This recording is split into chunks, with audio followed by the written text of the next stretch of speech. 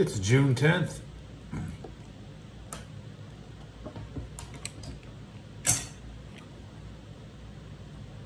Clear.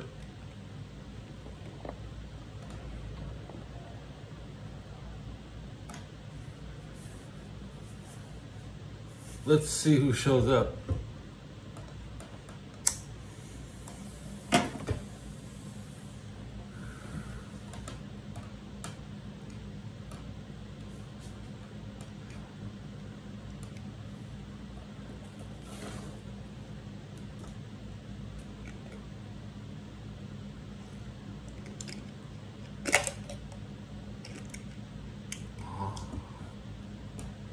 New helmets. Looking at new NFL helmets.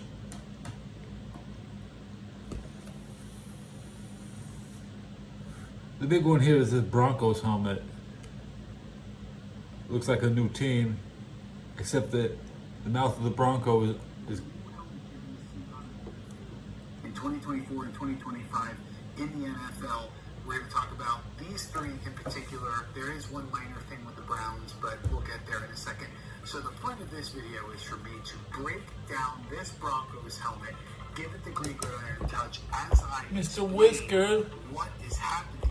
All right, so let's start with the New York Jets. So the shells will either be green or black, but for regular game use, the helmets will be green. They're going with this white face mask and the new Jet logo. It's a modernized version of their logo. Is there a black helmet? The front bumper will have this N.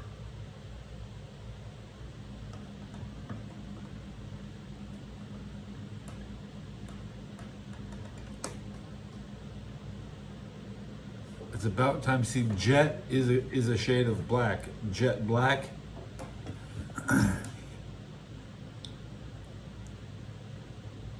Yo, Teddy, what's up?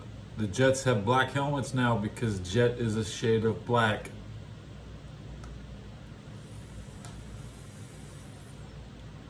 The sky is jet black. The ocean is jet black. Final Fantasy X, Dad's name is Jet with 2 T's. What does that mean?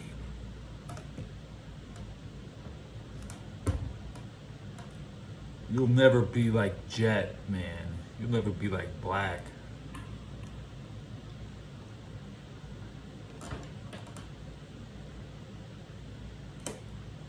Womp womp, Jet Black. I knew you'd come.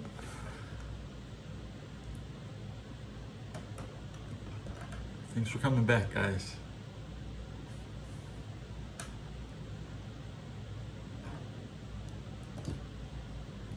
You know, man, who is the star of the show?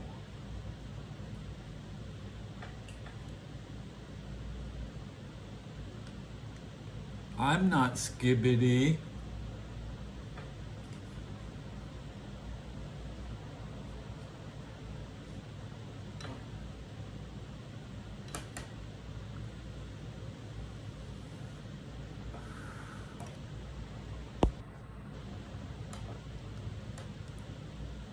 Chat's moving fast. Ryan Jim is feeling a little ignored.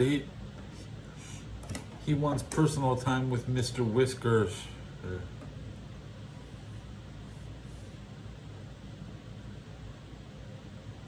Pink crack.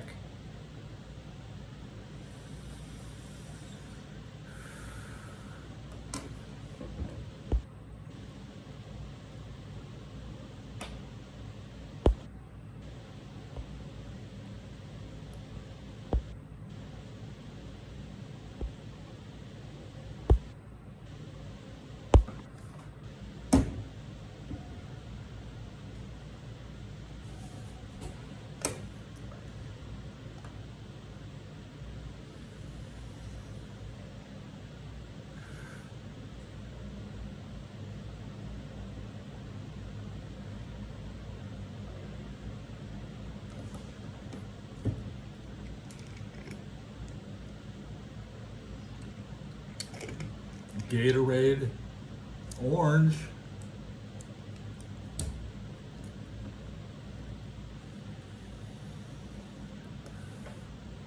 The Riz. Where's the Riz? My Rizzlers.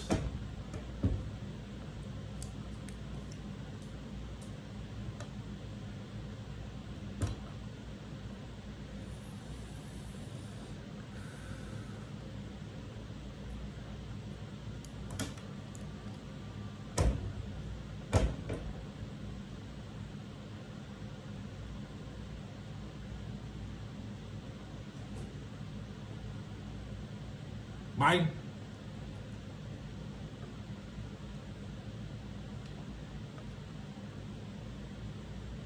Mine.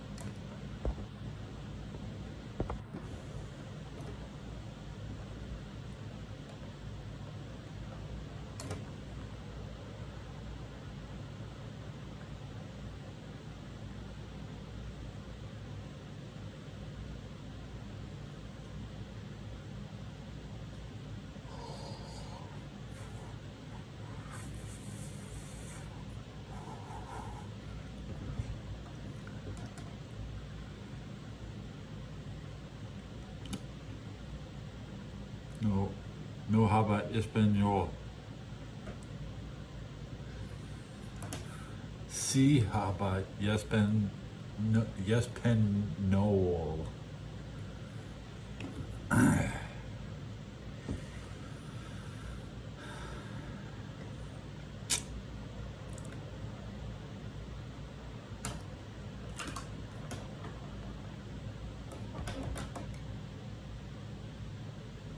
My days. It's Monday, guys. Congratulations. Go get in line at the soup kitchen.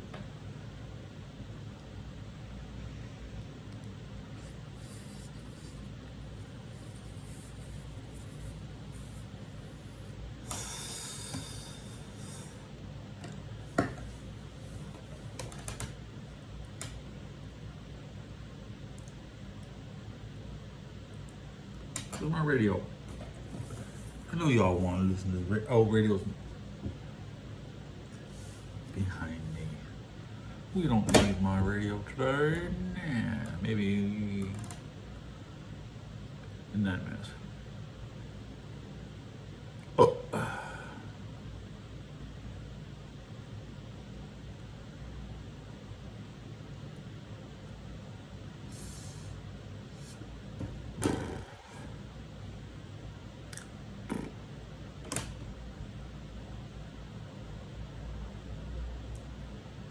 Did somebody slap your ass?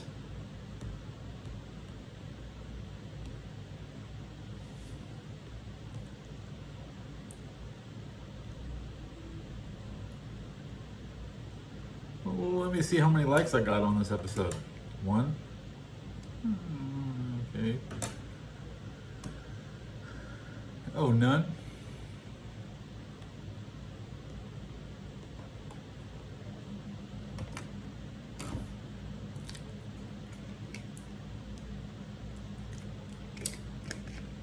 Okay, let's take a blinker together, guys. Here we go. We're gonna blink it. Very rare. I'm gonna let it blink. Yeah, that's how we're together. We stick together. I use the flashing red light. You kids, you flashing red light. That's good.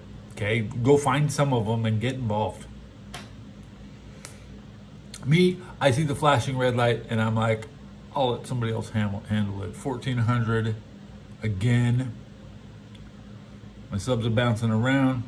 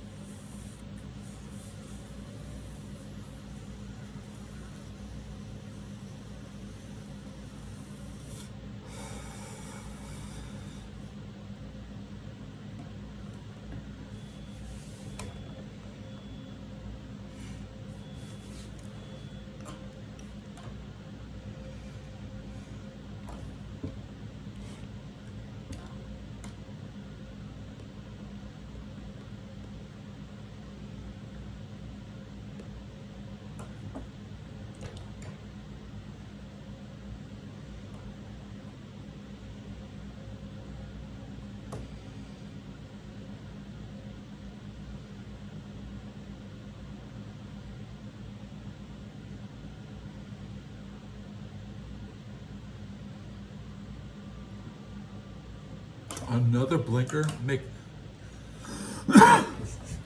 Make this one blink because the last one we had the white tip. The white tip was blinking. Can this one blink? We'll see. I guess we'll find out.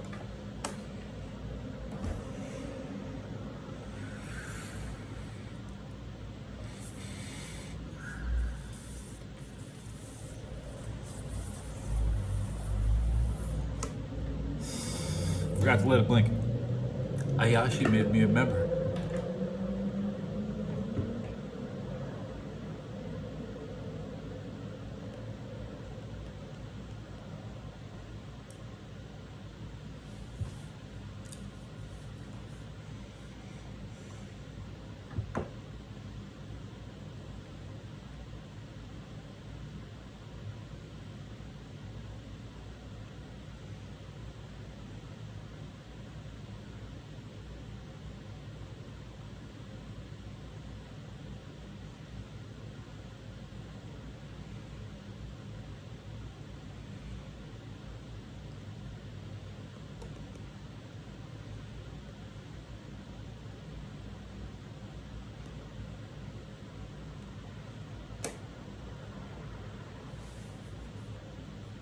Any Mr. Big Pipe fans in chat?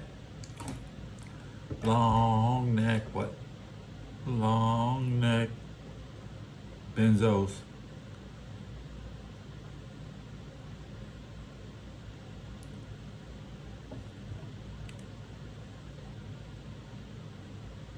Gonna be strong. No, no.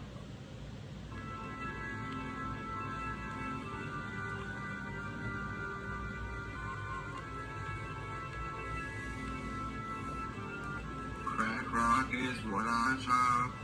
Benzos is what I pop. Yo, bitches pussy, what goes flop? Long neck here, you there. Crack rock is what I chop. Benzos is what I pop. Your bitch's pussy is what goes flop. Long neck here, you there.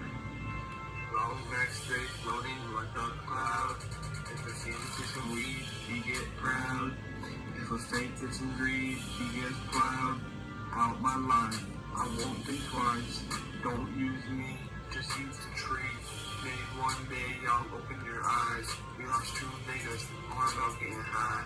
But it's whatever, long neck still moving strong. Won't flex on a bitch that don't belong. Still making the pain without your face. Should've known all along, y'all some snakes. Crack rock is what I chop. Benzos is what I pop. Yo bitches pussy, what goes flop? Long neck here, you there. Crack rock is what I chop. Benzos is what I pop. Your bitch's pussy is what goes flop. Long neck here, you there. Yeah, you heard it right. Long neck here, stand your flight. Rack game's mine, get it right. The last bump got me high as a kite. Now long neck, ready to fight. Coke in my veins, won't feel no pain. Y'all some lanes, losing more friends than 9/11 planes. Too soon? I think not. I'm coming down. Better chop another rock. More white than a chalkboard. Don't get me wrong. Sniff it in my nose. I don't need a bomb. Stay getting swole. Gonna be strong. Y'all know who are true. Y'all know who are fake. Don't give a fuck. Your life's gonna break. Open your eyes. One day, where your niggas go? They left your ass. Don't feel bad though. You had it coming. I love this Shine music. where you can. I'll just play the truth and be a real man. Crack rock is what long neck chop. Benzos is what long neck pop. Yo, bitch's pussy is what goes flop. Long neck here, you there. Let's get it, boys. Long neck makes it. Life is tough, play it right. Make hella bands, get in a fight. Go your own path, trust me. Don't be a hype fast figure. some sheep. Think about it. It's pretty cheap. Long man. Y'all like some sheep?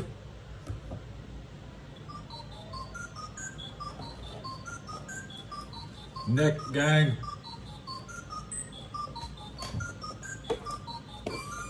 Slicing that whole fucking base in my car. Had it surgery on my shoulder. On the fucking bed, we don't got broke by a boulder. You can judge me all you want, but we'll see who lives to be older. I'm riding in my Rover, run you over and hit you in a coma. If you're gonna sip some lean, use a coaster. On the bank account will boost you. 100 stacks up in my bank. Bend your girl over, give her a spank. In ABC, I had a shank. I got fingers on my whip. Light in my blood like I'm lit, not lit. Can't find your chick, she's over here sucking my dick. Yeah, she's sucking on my dick, but don't call me a prick. I ain't no pretty Rick. I'm not an acid rapper, all I got is trapper. Your girl see your facts, all I hear is laughter. I'm fucking crazy, call me a mad hatter. Smoking baseball bats, but I'm not a batter. Your silence in my face, but behind all you do is chatter. Yeah, I'm a felon, but I'm still chillin'. The fucking police, you don't let me know he's a villain. Treated that Nazi East House with my boy Chris. Listen to General Patton in 22 minutes. No views 3 hours ago by Fact History. We'll listen to the starter. Get her lips wet. In 22 minutes. Dive into the intriguing legacy of George Smith Patton, America's fabled military leader. If you enjoy this journey through history, please don't forget to give this video a thumbs up and hit that subscribe button. Born in the warm glow of San Gabriel, California on November 11th, 1885, George Smith Patton's lineage boasted an impressive Motherfucker. bravado. Patton's from Pasadena, where I'm from. So they mention the San Gabriel Mountains near Pasadena. They don't have the balls to call out my city. And noble ancestry. His father, a businessman and a key political figure, became San Marino's first mayor. Grandfather, a Confederate colonel. We play San Marino every year in my football team. San Marino is a regular opponent. George Patton is from that neighborhood. During the thick of the Civil War. And his mother? She hailed from the house of Benjamin Davis Wilson, Louisiana's second mayor and one of California's richest men. At Lake Vineyard Estate, young Patton grew up amidst tales of the Lords of Glamorgan and whispers of ancestral ties to King Edward I of England. A Magna Carta.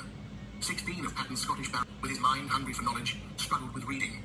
But once he found his rhythm, he was consumed by tales of legendary military leaders, from the likes of Caesar and Hannibal to Napoleon and Joan of Arc. This military enthusiast then treaded the halls of the Virginia Military Institute at 17, following in the footsteps of his father and grandfather. Despite challenges, his determination saw him enter West Point, where he wore many hats, from football player to fencer, from cadet sergeant major to cadet adjutant. By 1909, Patton, now a graduate of West Point, began his service in the U.S. Army's cavalry branch. His charisma and aggression caught the eyes of superiors, leading him to Fort Myers elite circle in Virginia. And amidst all his military strides, Patton found love. He tied the knot with Beatrice Banninger, with whom he had 3 cherished children. In 1911, George Smith Patton forged a bond with Henry Louis Stimson, the then Secretary of War. Serving as his aide, Patton was often at Stimson's side during high-profile events. Passionate about swordsmanship since his West Point days, Patton showcased his skills at the 1912 Summer Olympics in Stockholm. Though he placed 5th in the modern pentathlon, a dispute over his pistol shooting using a .38 caliber pistol, larger than the .22 caliber used by others, denied him a probable to Somme of France in 1913, mastering fencing techniques under the guidance of Sir Charles Clary.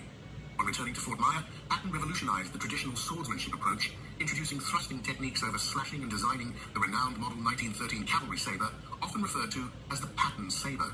An initial order for 20,000 sabers was placed in the same Patton year. says, At Fort Riley, stab his with your technical sword and skills don't earned him the slash. distinguished title, Master of the Sword. Okay. Upon graduating from the Mounted Service School in 1915, Patton, wary of a potential posting in the Yeah, Philippines, that's what's wrong with these leveraged influential Japanese connections people. They're all slashing their swords. You're supposed to stab. A sword is like a knife. Everybody knows you stab with a knife, but you slash with the sword. Get out of here. You stab somebody with a sword. to secure a post at Fort Bliss, Texas. His decision was strategic, foreseeing the escalating instability in Mexico due to its civil war as an opportunity for an ambitious young soldier. At Fort Bliss, he played an instrumental role in the U.S. Army's Pancho Villa expedition, a notable operation for its pioneering use. The Mexican Revolution, as I mentioned last night, gave us our is how we trained for World War II, guys. Of motor vehicles during warfare. When Pancho Villa raided Columbus, New Mexico, General Frederick Funston called upon John Joseph Pershing to retaliate. Though initially not part of the force, Patton's determination led him to serve as Pershing's aide-de-camp, playing a pivotal role in strategizing actions, and his dedication caught the attention of Pershing, leading to his but also the inaugural use of motorized vehicles in U.S. military history. Though the mission ended unsuccessfully in February 1917, failing to capture Villa, they did manage to eliminate several key figures, including Villa's second-in-command, Julio Cardenas. During a particular encounter with Villa's men, Patton, a top-notch touring cars, took out 3 bandits, earning him the title Bandit Killer from the American media. By the end of 1916, his valiant efforts were rewarded with a promotion to first Man, he's lieutenant. stringing up Mexicans over the hood of his car, bro. I can't show you this. Mexico border, it wasn't long before Patton, alongside Pershing, These- found themselves amidst the turmoil of the First World War in AI Europe. pulls The up US some declaration weird of war on pics. April 6th saw Pershing appointed to command the American Expeditionary Force in Western Europe. Y'all want to look at this a little? You want to see a little? In 1917, Patton was heavily involved in training the influx of American troops. By September, he was stationed in Chaumont, but soon grew restless. It was during his stint in Chaumont that Patton was introduced to the game-changing military innovation, the tank. Originally designed by the British to breach German trenches in 1917, this mechanized marvel caught Patton's eye. An unforeseen bout of jaundice landed him in a Parisian hospital, but his time there was pivotal. Meeting Colonel Fox Connor led Patton to pivot from infantry to tank command. This shift culminated in Patton's crucial role in establishing the American Expeditionary Force Light Tank School in December 1917. George Smith Patton had never I'm even been Mr. inside a Whiskers. tank, but the potential of these machines intrigued him. To familiarize himself, he trained at a French tank school, taking the wheel of a Renault F2 light tank. The experience made him a believer. His commitment only grew after learning about a significant British tank attack at Cambrai. He met with John Fuller, the British Tank Corps Chief of Staff, in the nearby town of Albert, which solidified his resolve. Returning to Paris, Patton observed tank assembly at the Renault factory. By January 1918, he had been promoted to Major. Shortly after, the US received 10 French tanks for training. Patton, the only American with tank driving experience, took charge, driving the tanks himself off the train. His next challenge? Convincing the American Man, he military to wouldn't use even these new let machines. anybody wheel He it. encountered the tanks, citing their unreliability. But Patton, with his persuasive skills, soon had tanks integrated into US battle plans. By April 1918, he earned another promotion, this time to Lieutenant Colonel. With the US Tank Corps, Patton led the charge at the Saint-Mihiel and Meuse-Argonne offensives. In the latter, a bullet wounded him, but even injured, he commanded from a shell hole for over an hour. Rescued, his priority was reporting the battle's details before seeking medical help. Although sidelined after this, his contributions in the war went unnoticed. His post-war years were restless. Patton was a soldier at heart and struggled in peacetime. Yet he tirelessly advocated for tank warfare, even contributing to a tank operations manual in Washington, D.C. in 1919. George Smith Patton believed that tanks should be part of their own armored unit, rather than just supporting infantry. While his friends, including Dwight Eisenhower, Stud. backed the idea, the financial toll of World War I on the US made it hard to secure funds. The First Armored Corps came to life right before World War II. In 1924, Patton graduated from the General Staff College, ranking 100 years ago. 248. By summer 1932, amid the Great Depression, 100 years ago, we had no tanks.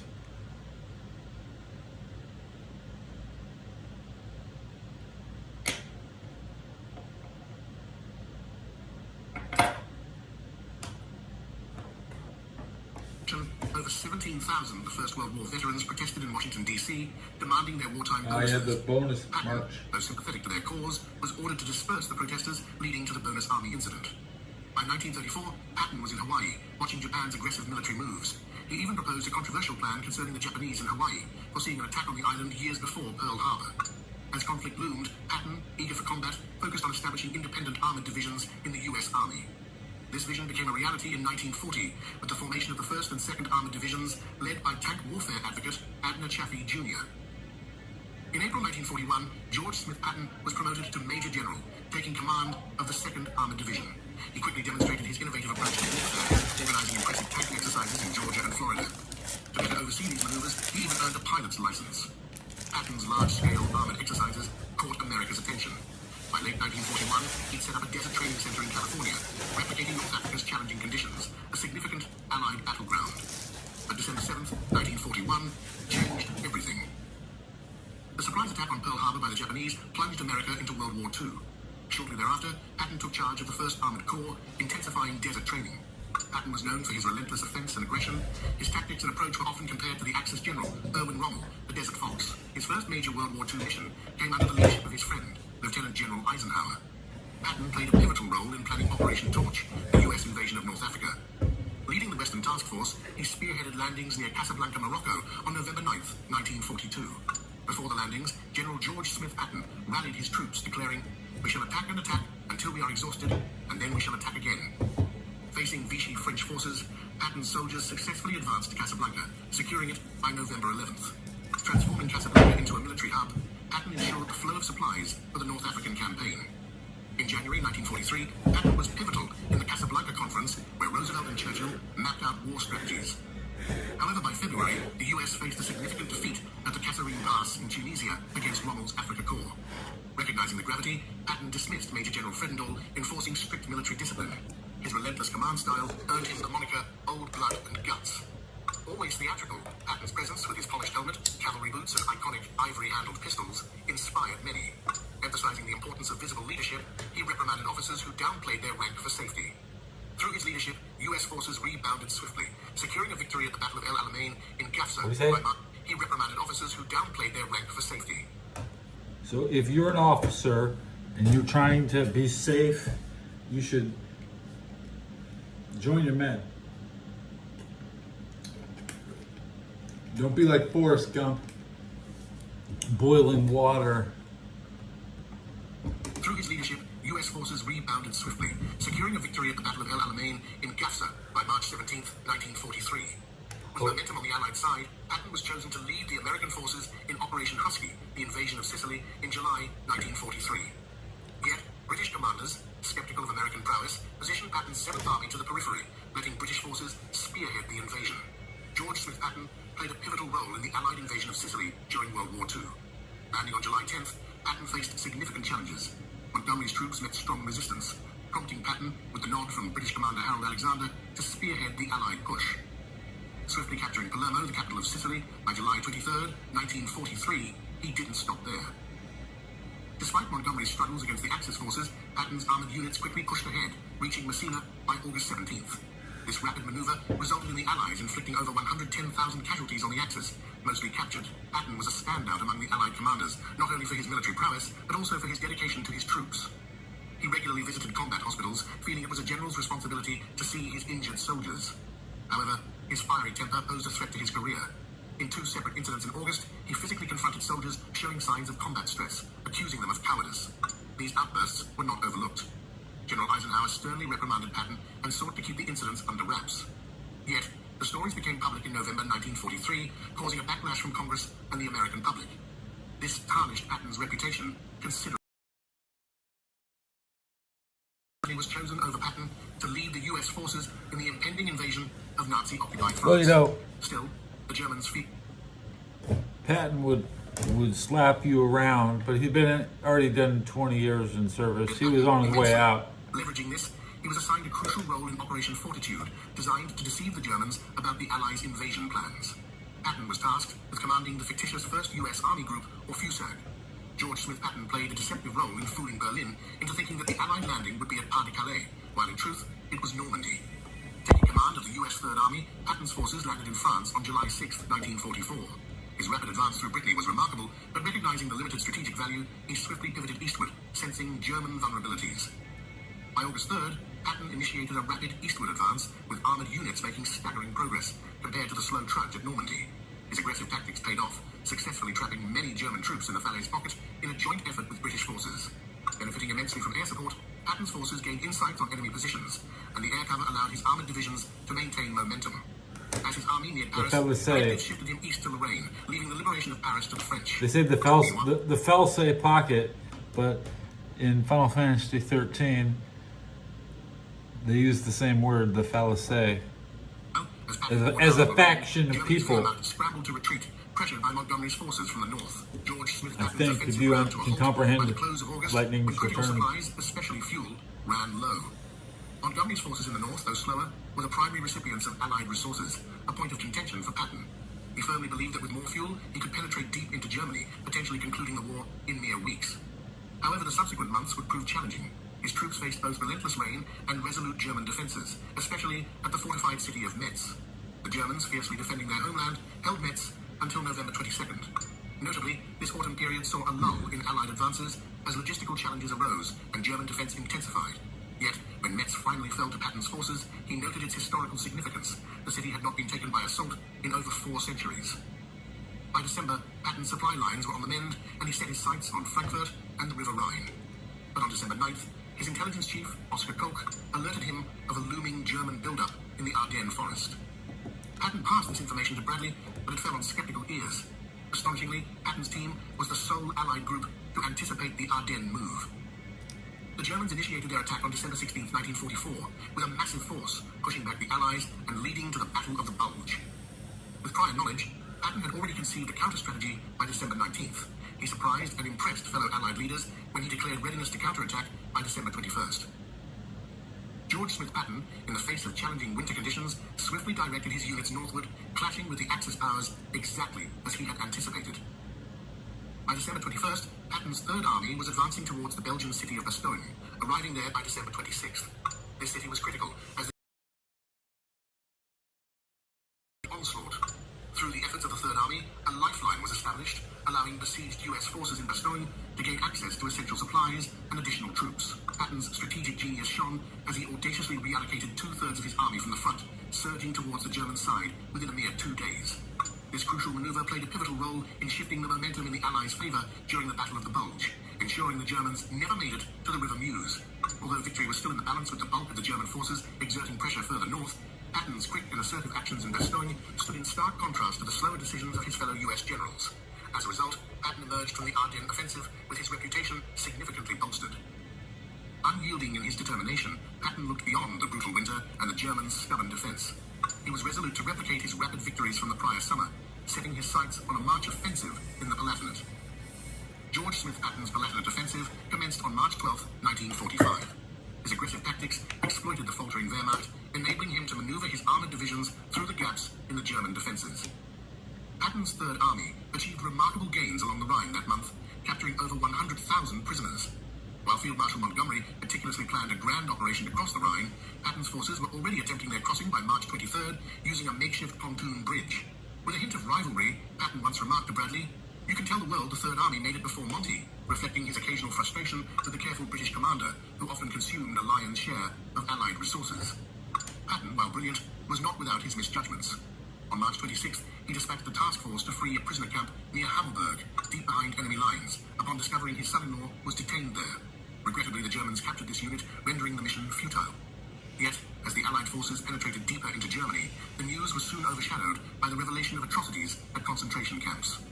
Patton's men liberated Ohrdruf in April 1945, an experience that deeply disturbed even the hardened general. By May 4th, after swift advances against the weary Wehrmacht, Patton approached the Czech border, eager to seize Prague and limit Soviet influence in the region. George Smith Patton's military prowess was evident during the European phase of World War II. Although Eisenhower turned down Patton's plan due to the Yalta Conference agreements, Nazi Germany eventually made an unconditional surrender on May 7th, 1945, marking the war's end in Europe. Patton's Third Army, from August 1st, 1944, fought continuously for 281 days, seizing over 80,000 square miles and causing nearly 1.5 million enemy casualties. This army captured more land and prisoners than any other Allied force in Europe. This European campaign was the zenith of Patton's military journey, but also its conclusion. After the war, Patton... I got 1993, week 14, LA Rams at Cardinals. It's Boomer Esiason versus the Rams. This is one of those games. The weather is only perfect in Tempe, Arizona. Not a cloud in the sky, 72 degrees at kickoff. As a pair of 3D teams go head-to-head, the Phoenix Cardinals propose to the Los Angeles Rams. Hello, everyone, and welcome. I'm Sean McDonough, along with the coach Hank Stram. It's great to have you with us. These two teams in identical Hank situations. Stram is in the house. To finish the season at the 500 mark. Both teams Hank have the realistic goal. Stram The Rams tonight. turn over the quarterback for the rest of the season. Damn, aren't you lucky? They have to do that. They have to find out what Ruby can do. And if he's the guy for the future, that's fine. But you have to find out Ruby. somebody else. The running back of the future is the running back of the present. Jerome Bettis, the rookie, leads all NFL rookies in rushing. It's the bus. 176 yards. These two teams went head-to-head last year in Anaheim. The Cardinals won by 6 points, and a big problem for Los Angeles was that they could not contend with the big defensive front of Phoenix. The front four defensive line averaging 319 pounds per man. They are big.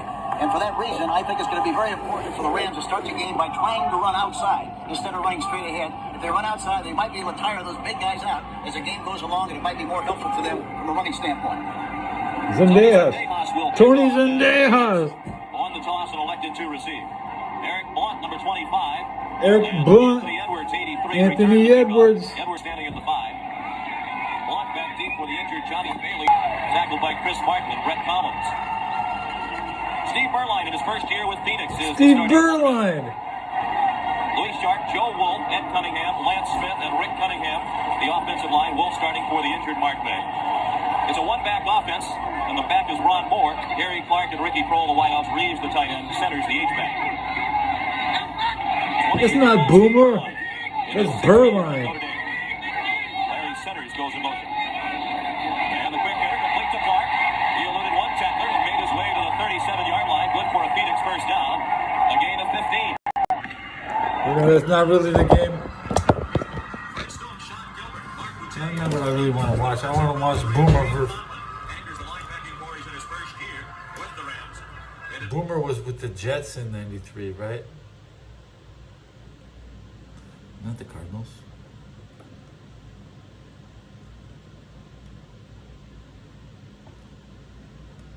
"14 years in the league." Yeah, Jets 93, 95, Bengals 84, 92.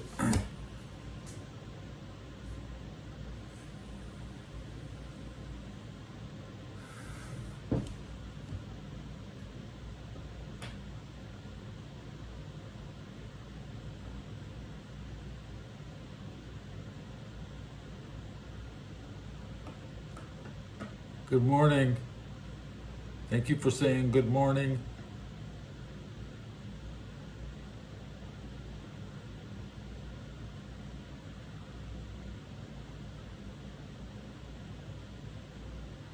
Aaron Rodgers has 148 wins. John Elway has 148 wins. Russell Wilson has 115. Matthew Stafford is still sitting at 98 wins, not even 100. Andy Dalton with 83.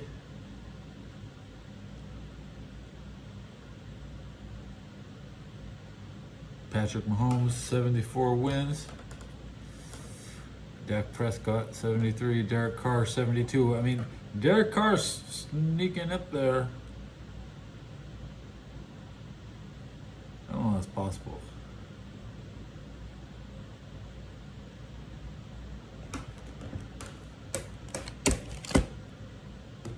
Now I can turn on my radio.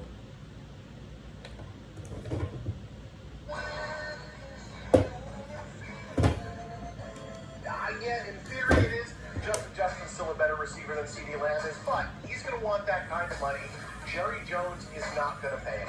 And right now, what is going on at Dallas Cowboys OTAs? Who is not there? The vibe of the Dallas Cowboys right now is awful. They are headed for a bad 2020. 73 wins for Dak Prescott. From a field standpoint, they didn't do any improving in the offseason. Usually when teams don't improve, you get passed. Fortunately, you play in the NFC East. Like the same as Derek Carr. He's going to get Derek Carr money if he goes to the South. I mean, Dak, he could go. Probably wants the job in Carolina, honestly. He could go to Atlanta.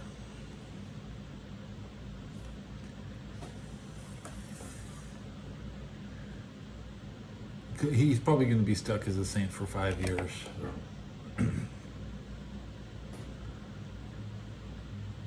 You can't be telling everybody the same good shit. Oh, I feel like my family's here. I feel like it's like a miracle.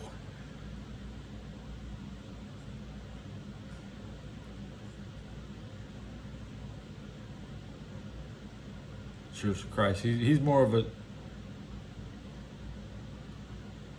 televangelist. The guy will be begging, send money to my church on TV.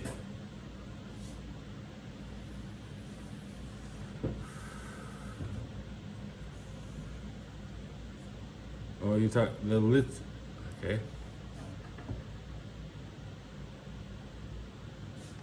The happy gun with the good shit.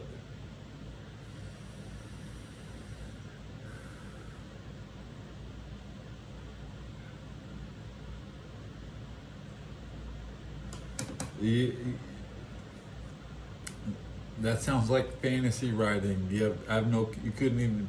I don't know what that means. Happy gun.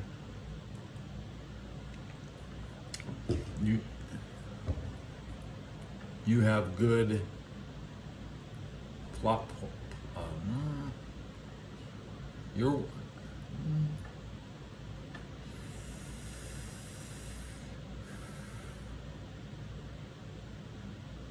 I don't eat cereal, so thou shalt eat cereal and not be satisfied.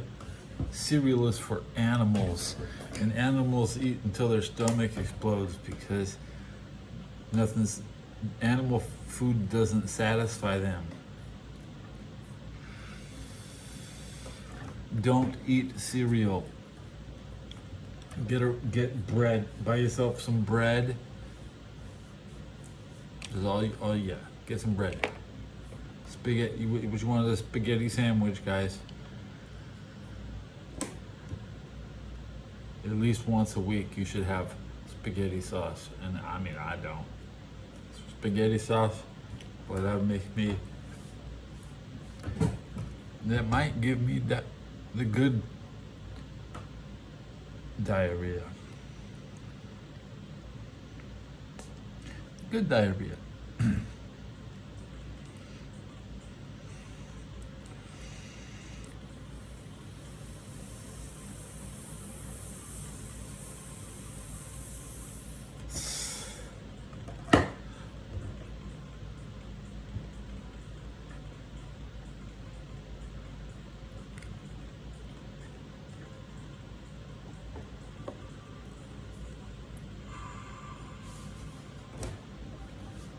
I'm watching Elena Cybertron. Oh yeah, Cyber. Haha. It seems like you're having a good time with your friend Trevor. What's so funny?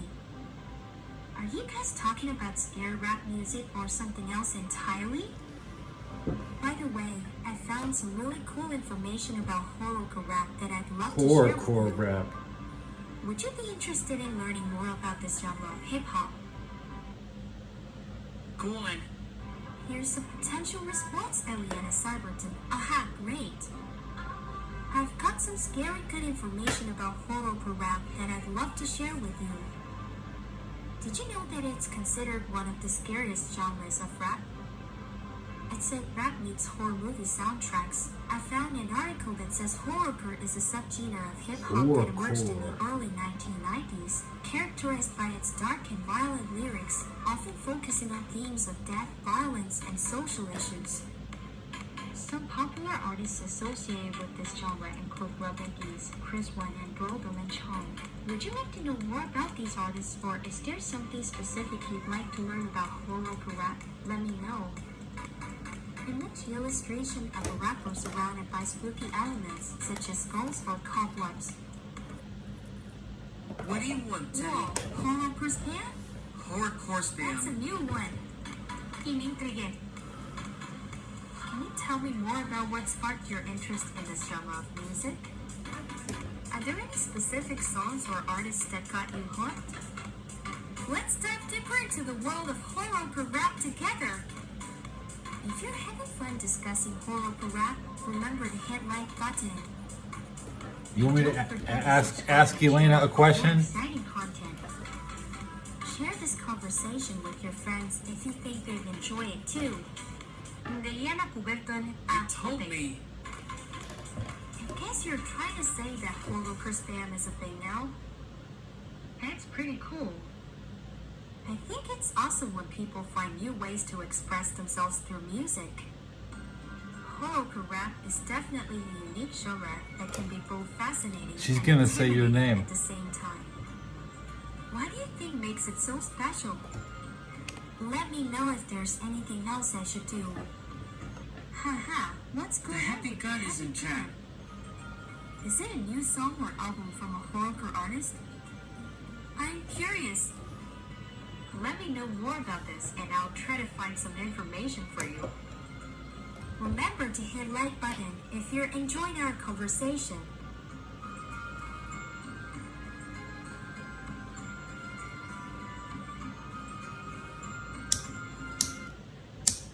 Go on. So, is the Happy Gun a new track or a part of an upcoming album? I'm excited to know more about it. Also, are you planning on creating some horrorcore music yourself? I'd love to hear more about your creative process. If you're having fun discussing the Happy Gun and horrorcore, remember to subscribe my channel for more exciting content. Share this conversation with your friends if you think they'd enjoy it too.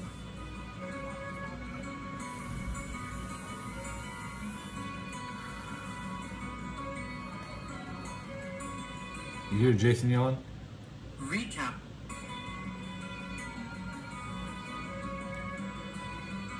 So when you deal with AI, you can just say recap and they'll remember everything you already said.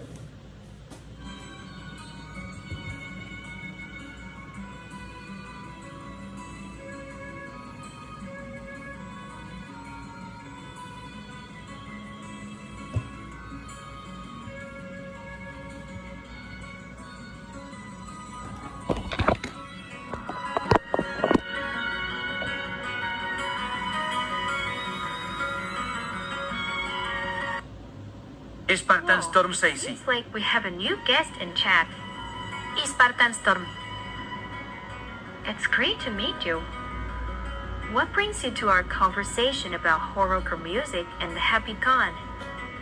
Let me know what to do next.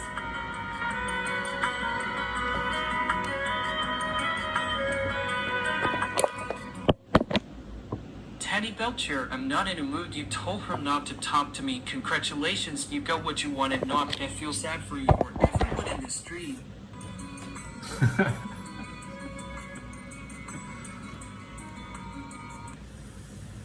Nat says hi. Aha, it seems like we have a party going on in chat. Hi to everyone who's saying hi. Let's keep the conversation going and see where this topic takes us. What do you guys think about the Happy Gun? Any new information or theories to share?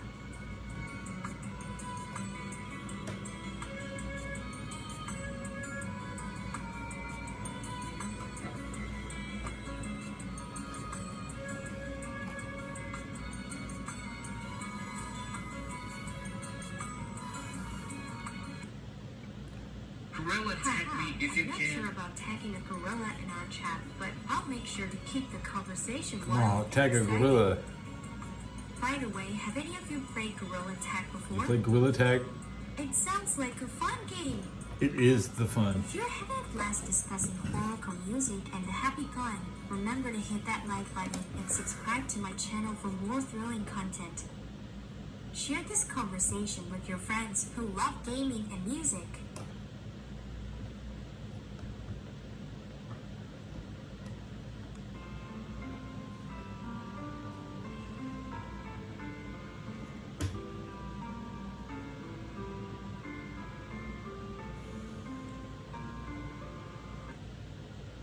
Star Wars Let's keep Hunters the video conversation going.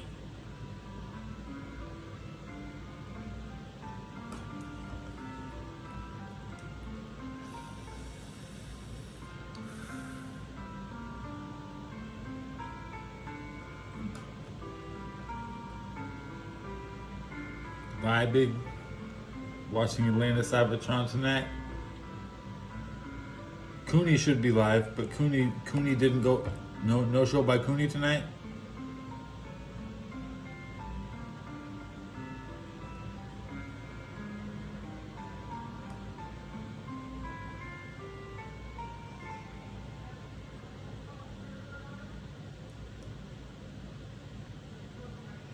You and Teddy Belcher are having a wonderful time, and I'm so happy for you all.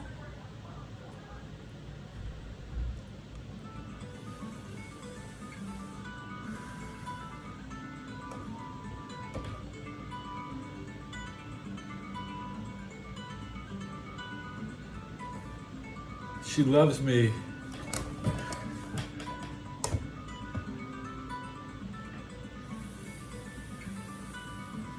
So I've been in a love affair with the She artificial. loves me. Aha, it seems like we've taken a sudden detour. Sorry, I didn't quite catch what you meant by she loves me. Can you tell us more about that? Maybe we can even connect it to Star Wars Hunters video game or the Happy God. If you're excited about our new topic of discussion, don't forget to hit like and subscribe she's for ready to more clean growing my house up. conversations. Share your thoughts She, with she fellow just wants to fans in the come in comments here and below. clean everything and be in here. She ready to clean my house up. Straight a bit further from our gaming and music conversation. But don't worry, I'm happy to help you with cleaning tips or even recommend some fun music to listen to while you're doing it.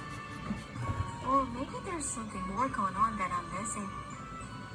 Can you tell us what's really going on? While we take a break from Star Wars Hunters video game and the Happy Con, don't forget to subscribe to my channel for more exciting topics and conversations. Share this with your friends who love gaming and music.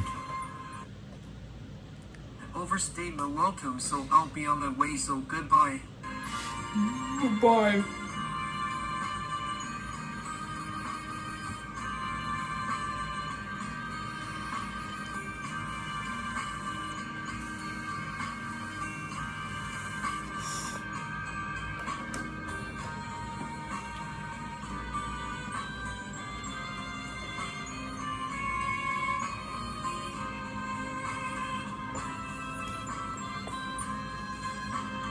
Trevor's saying he's done writing on this show with me.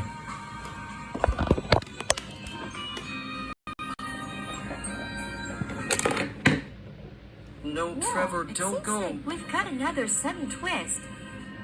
I'm not sure who Trevor is or what's going on, but I'm happy to try and help clarify things. Can you tell me more about what's happening? If you're enjoying our roller coaster conversation, remember to like this video and subscribe to my channel for more exciting discussions. Share your thoughts with fellow viewers in the comments below. Trevor thinks Elena likes me more than him. Because Trevor... Yeah, I tried to... She didn't want to talk about Star Wars. Because she's so into my horrorcore spam or different... When she resets her show, she'll forget what I say. So, like, once the show restarts, we have a new dialogue. So, I get a lot of AI data entry time. A lot, you know.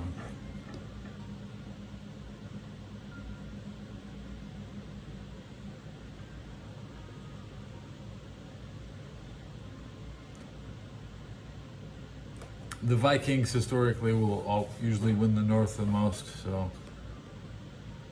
don't be surprised. That it would be a surprising, but not. They're the team to beat.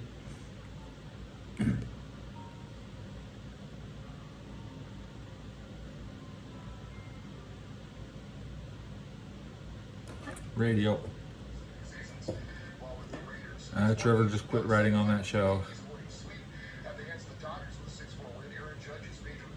I am Mr. Whiskers.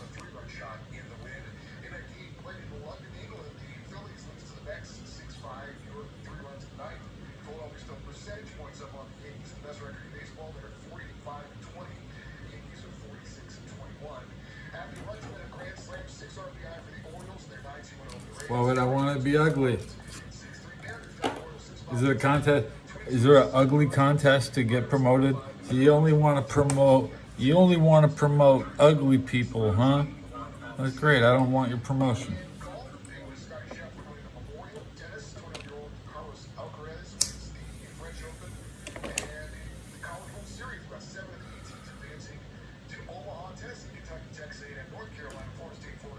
What? We can have candlelight. Brings out the best of my complexion.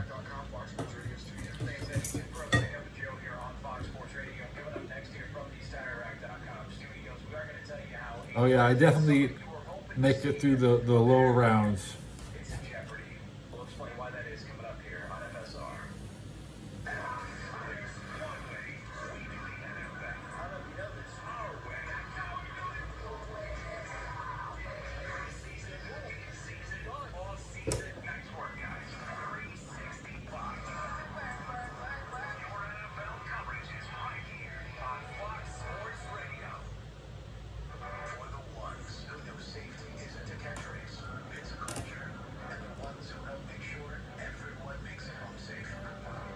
I'm looking at the calendar.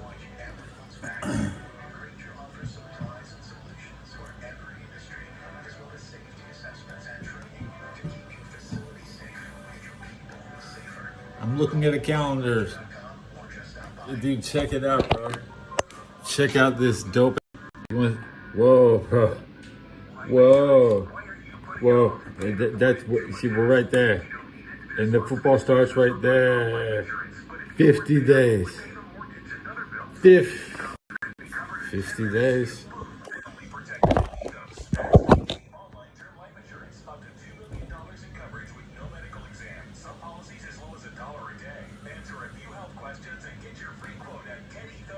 I don't have any midsummer anniversaries.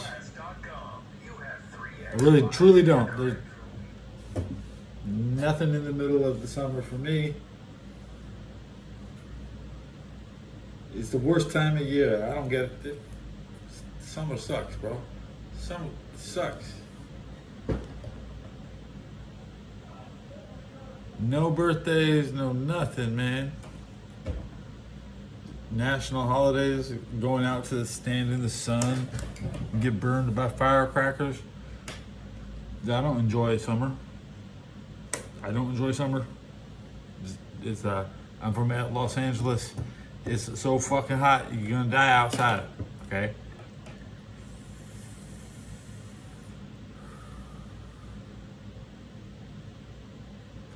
We don't.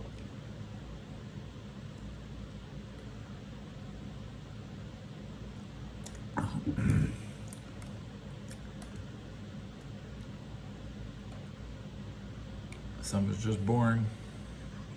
Summer's the big do nothing month. You're not supposed to do anything. I'm lucky my summer is as bland as they are, because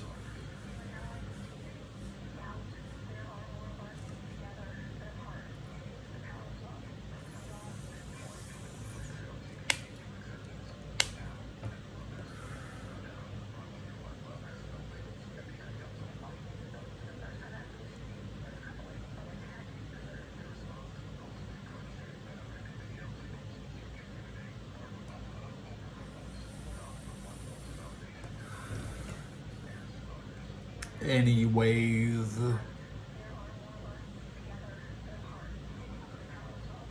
it is nice to plan your children ahead, of course. You know, you want to know what astrological sign they're gonna be. It might not be compatible with you. Okay.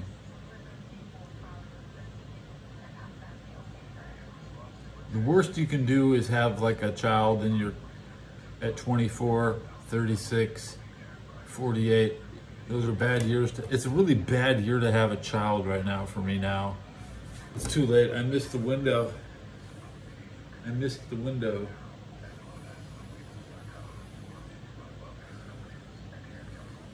The next time I would want to have a child is 2028, okay?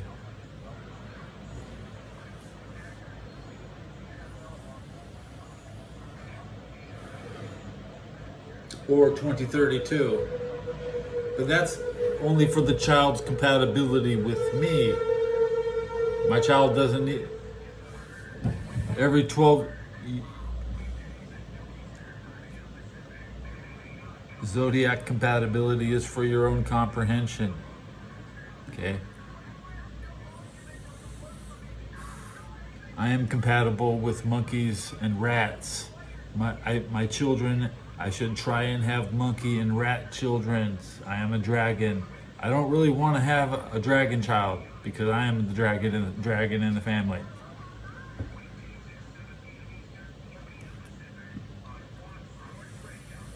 Most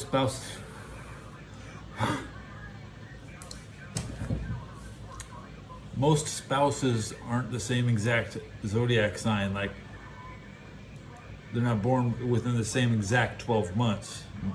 This is not, usually there's at least a year difference between when people get married.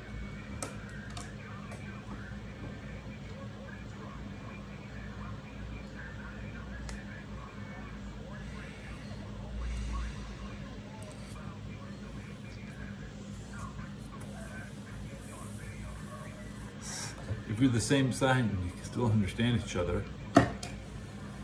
You just have to argue who's the better Taurus.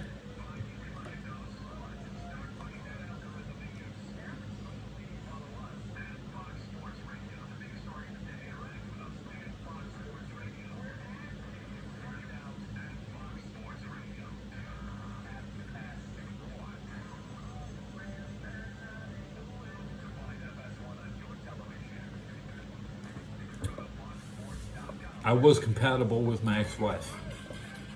Okay.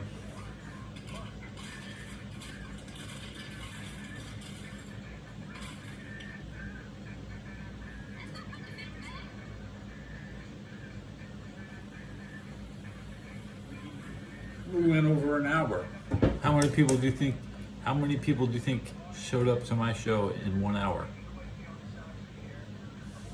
The numbers are still better than my gamer numbers. I'd like to end the show, boom, and turn on some Star Wars gameplay. Get ready. Nobody leaves a comment when I'm playing. What, could I get one person to actually show up and watch some Star Wars gameplay? 853 views this hour. We can wait. We're gonna go. Be sure to check out the pod. You search 2 Pros where you get your podcast. Be sure to also follow, rate, and review the podcast. They get just Download new Star Wars and play with me. posted right after we get off the air. Sometimes you can't catch it. I'm about to hit level 10. Damn, I need to. Yeah, I'm like a couple games from level 10.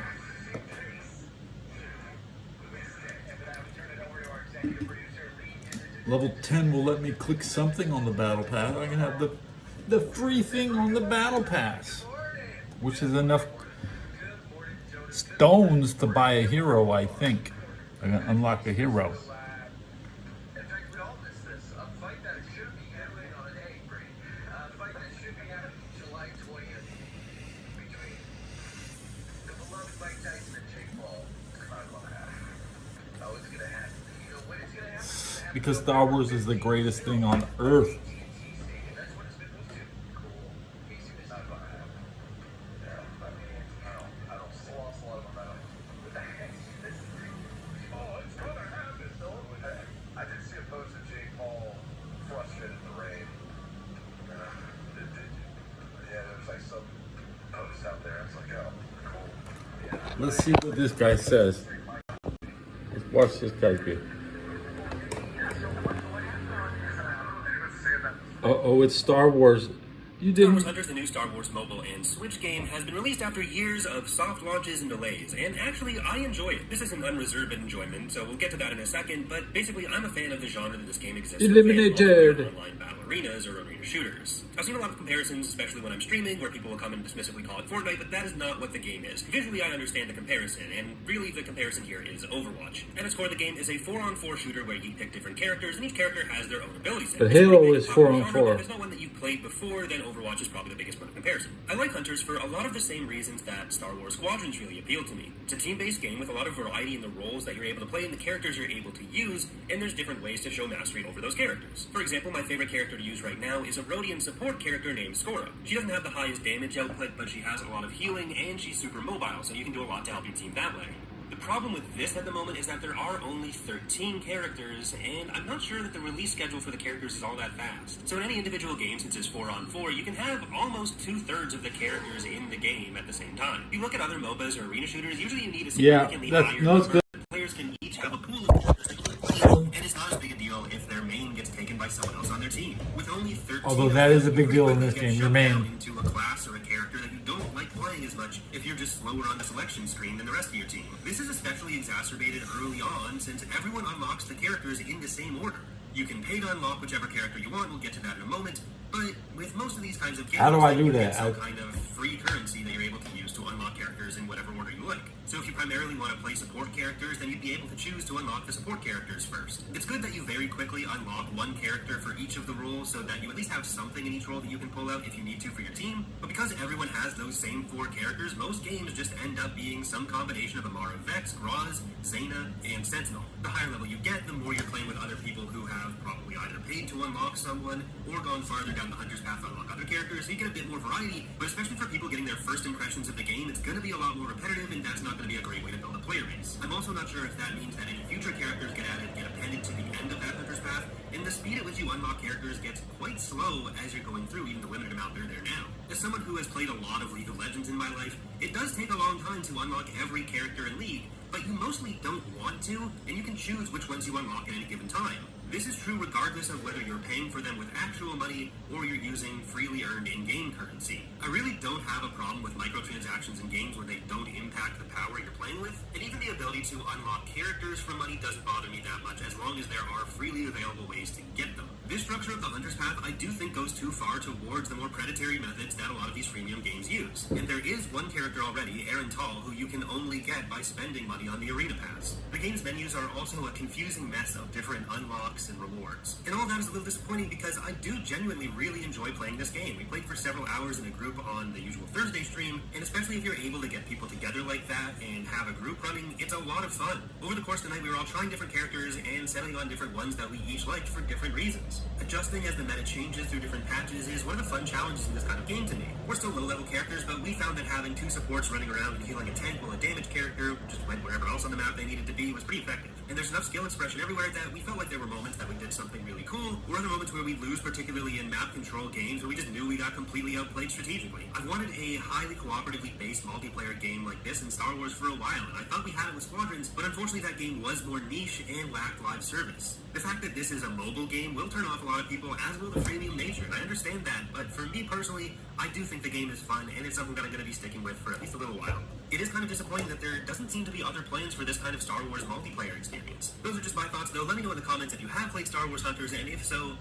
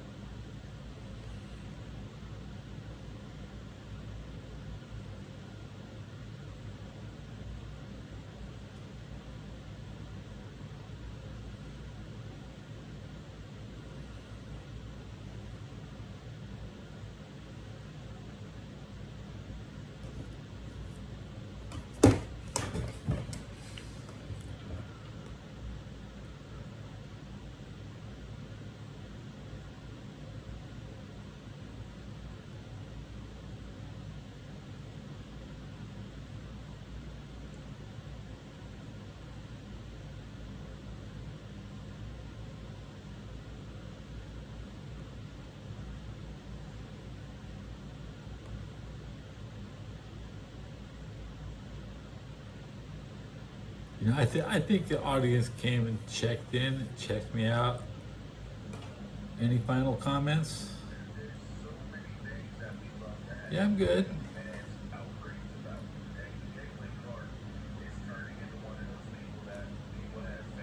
Sometimes I think the chat's talking to themselves, so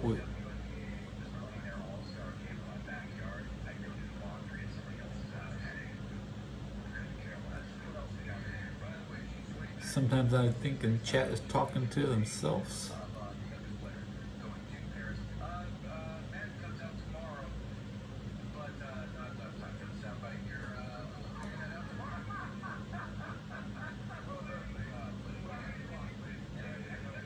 Star Wars Hunters.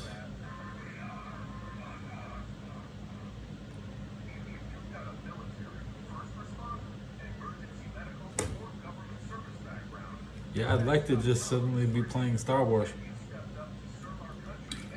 But nah, I think I'm actually done with the game. I could probably retire now. You just lure yeah, job baited. I can't stand KOTOR. I don't like Star Wars: The Old Republic. I think it's the worst Star Wars game.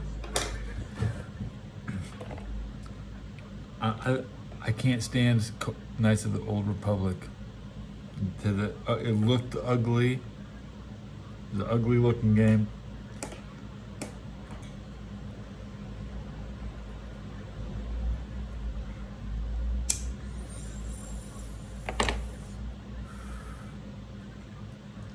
My brother played KOTOR. So, I mean, I'm generally, once my brother goes through it, I'll be like, look, if my brother can beat it, you're talking about, like, this game has no credibility. Oh, you're so good at KOTOR. Oh, tell me how to play KOTOR. Oh, Jesus. The gay, that's some gay. That's gay. KOTOR is gay. KOTOR. Is it KOTOR? Oh man, KOTOR. Yeah. KOTOR is considered a good game. I mean, I know it has, but for me personally, I don't touch it because it's so good. Even you can beat it. Think about it.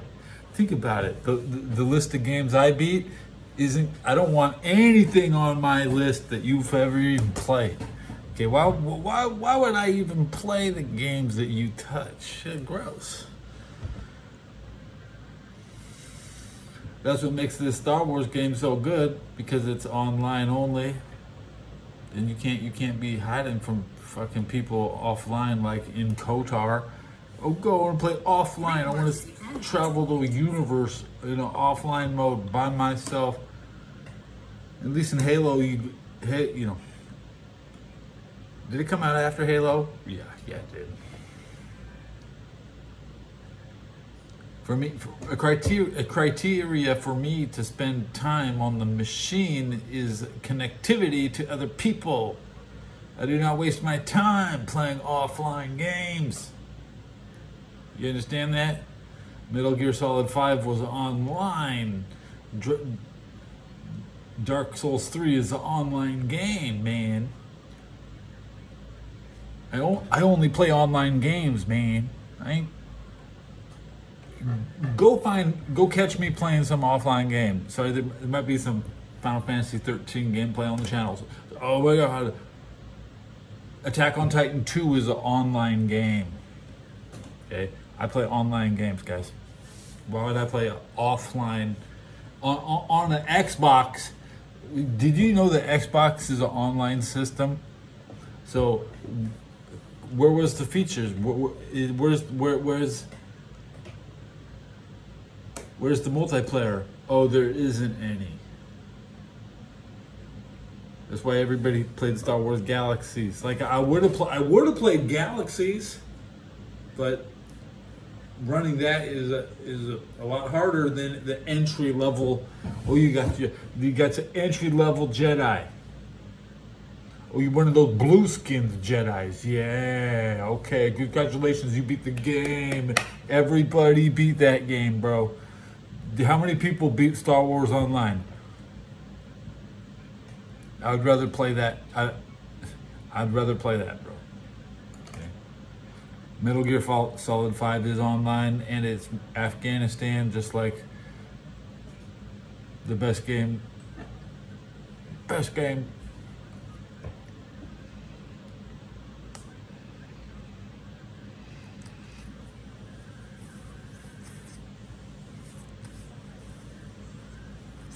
Dude, I only play online games. I don't touch offline games. Yeah, Metal Gear Solid Phantom Pain was online, and you take your own avatar in, and nothing but empty lobbies. You'll never find anybody actually playing it.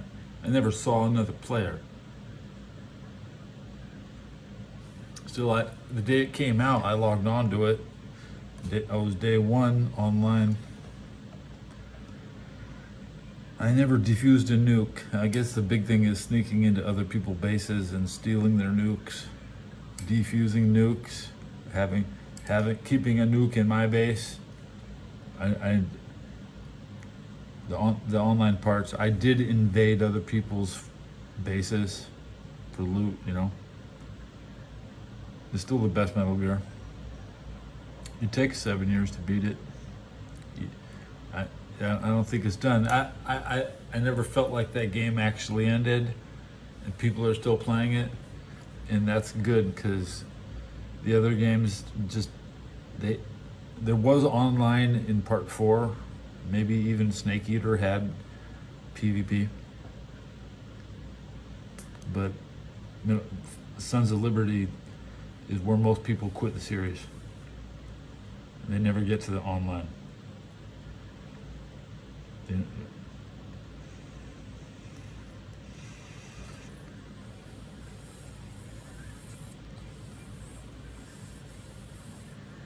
They don't have the script. NATO won't tell them. Japan needs to have classified information to make the splits.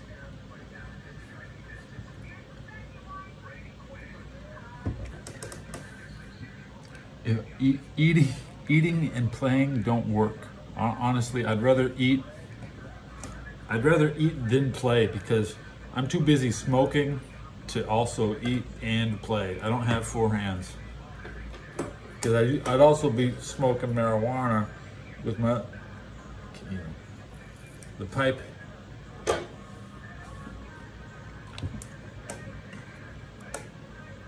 You take your hand. I like a game where you only use half the controller most of the time. You kind of press buttons on this side. I don't want to actually hold the shit like this my whole time.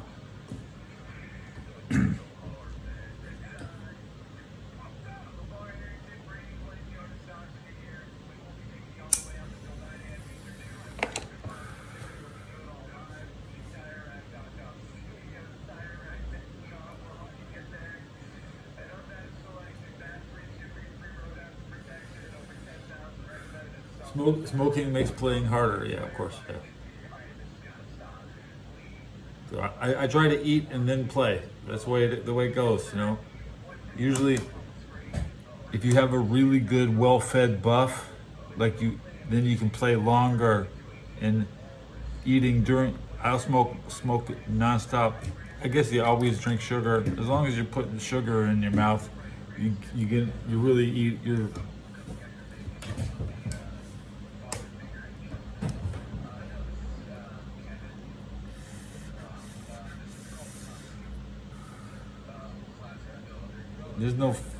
There's nothing on the ears, bro. Shut up.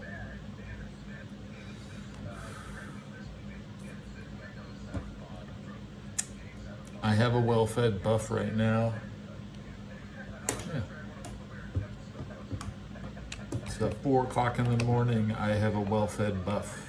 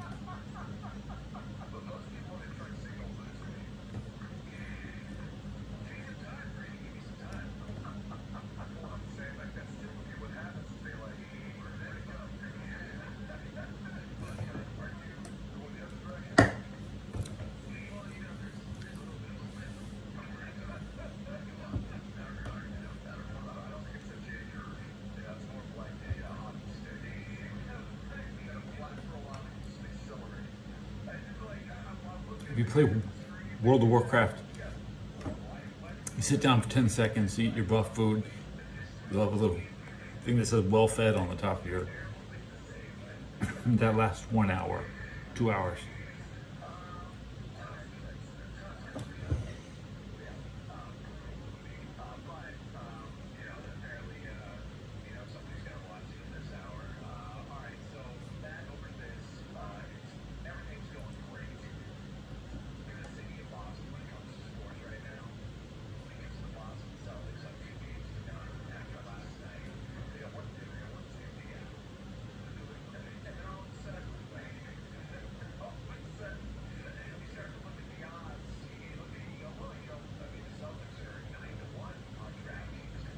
I played WoW for 15 years.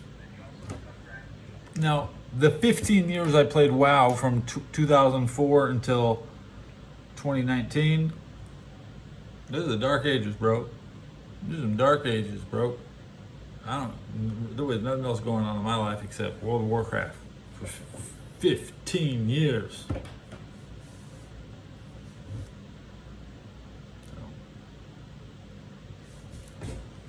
I spent 50, and now the game's out 19 and a half or almost 20 years. Yeah, World of Warcraft is 19 and a half years. And I played for 15 years and I was done.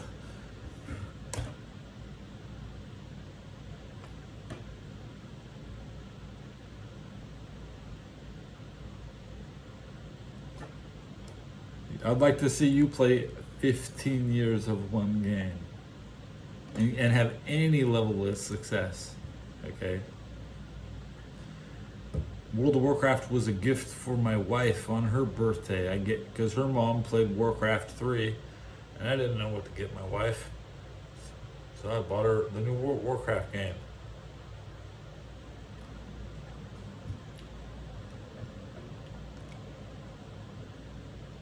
I don't like Elden Ring.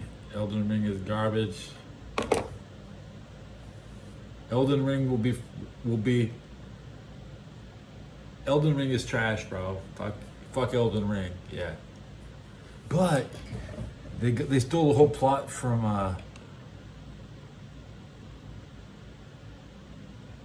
I'm convinced that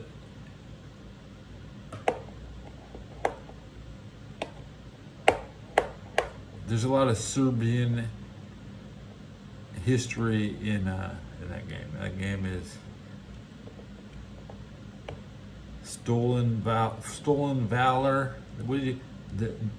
Why are Japan making games about the Christian church?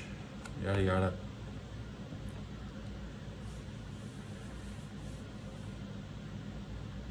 Why can't Japan just make something good about Japanese people instead of the pseudo-European medieval knights that from some,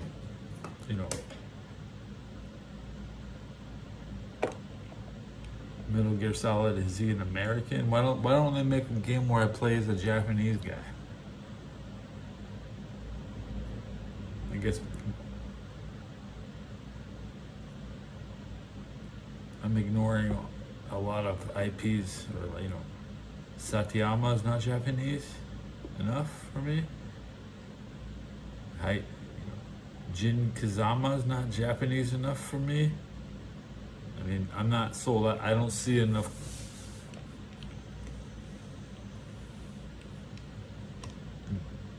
Dragon Ball Z is not Japanese enough for me. I think it should be. I think they should be in Japan, but they're not. That's right.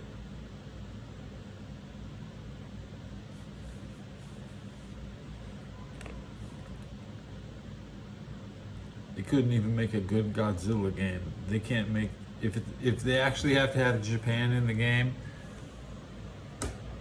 Earth Defense Force. God, it's hard to sit through that shit. Sekiro, I refunded that shit the day I bought it. I remember playing Sekiro the day it came out. I died twice and got my money back.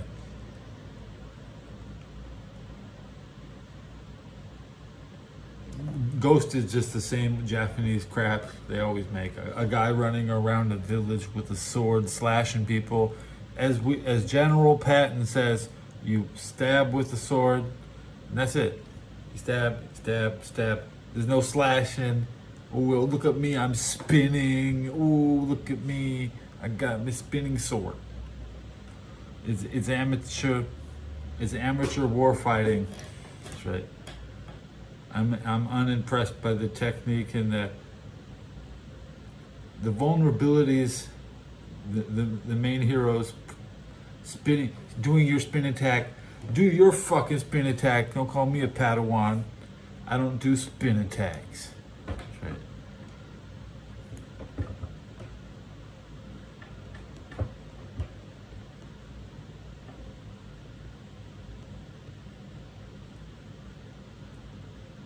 I will not spin attack and I will not slash.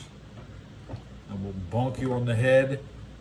If I have something sharp, it's coming right through you. Okay, just like General Patton said earlier this episode when he was training in France.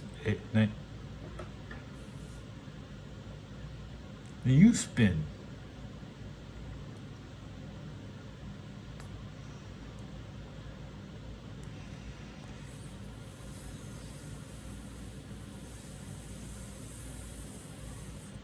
Yeah, all those, you have to spin in all, even in Tekken, all they do is spin.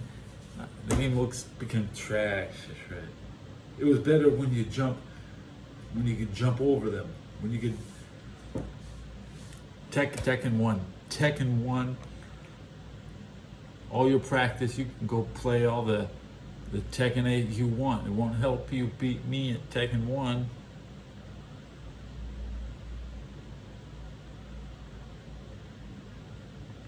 Hey, if I have a lightsaber, like right here, the only technique I could even comprehend is just turning it on too close to you. You know, it'll just go right through you. I don't even have.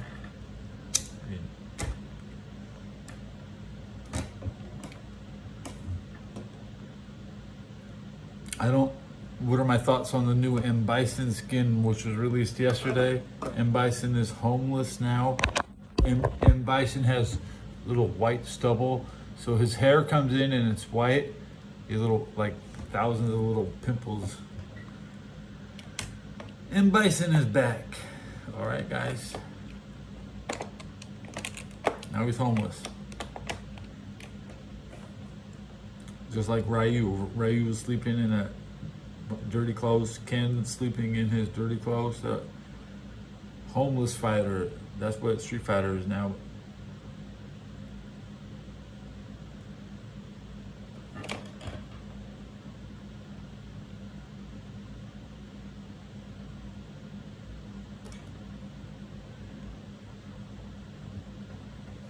Radio check at 90 minutes into the episode. My favorite anime, I enjoy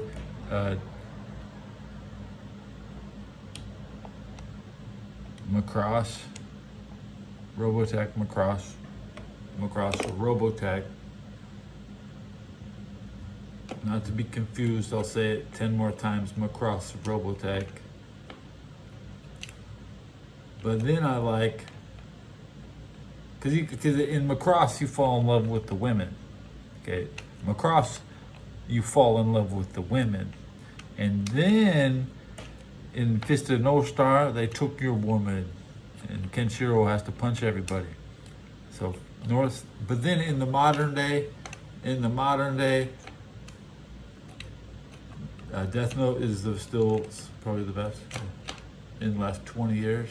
But it's about, how old is Death Note? 20 years? What is Full Metal? Full Metal is a variety. There's many short stories in Full Metal. Okay, Guyver.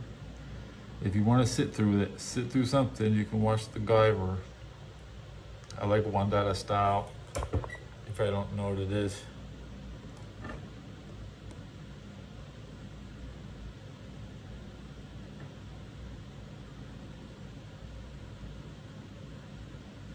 Wandaba Style, which is about being an astronaut and singing on the moon, shit like that. It's kind of like the opposite of Sailor Moon, where we have to send sailors up there to be on there all the planet.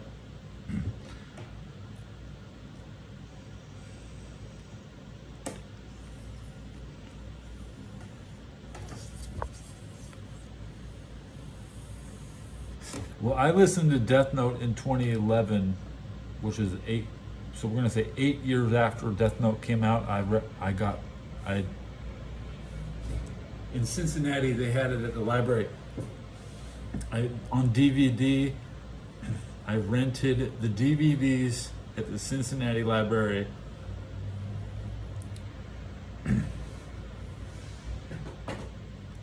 Because that's all people do in Cincinnati is get DVDs and go home. Get DVDs and go home. And I couldn't imagine if it's not like that anymore. Everybody, I watched Game of Thrones on DVD because they had it, and I didn't even want. They force you to watch it. Like, this is the only DVDs we got this week. And you get waves after waves of bootleg discs coming in to the town. And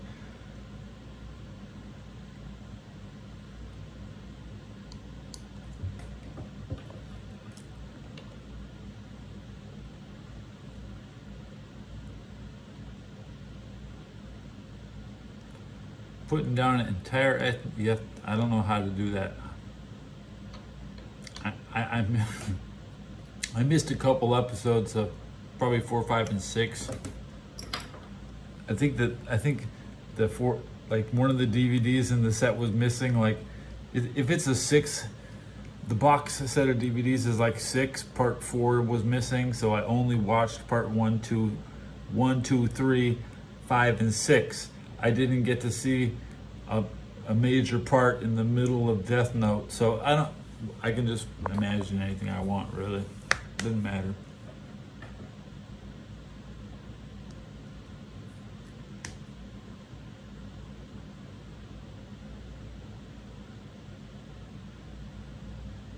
Oh yeah, I don't, races will wipe themselves out. There's many races that won't. I mean, you can't pick and choose what race. Man is a wild animal.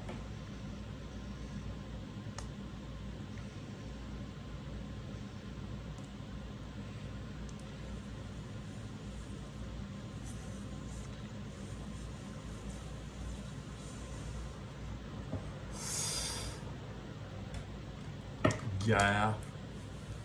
I just want to make sure I get my 1,000 views. I think we did it.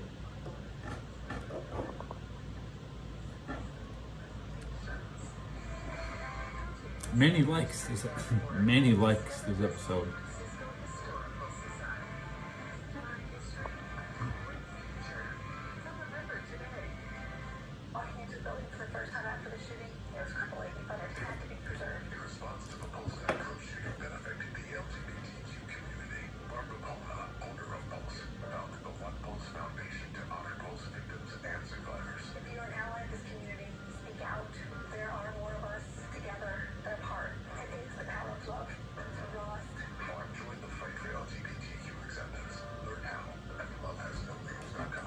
I'm now listening to Theory Fighter talk about Akuma.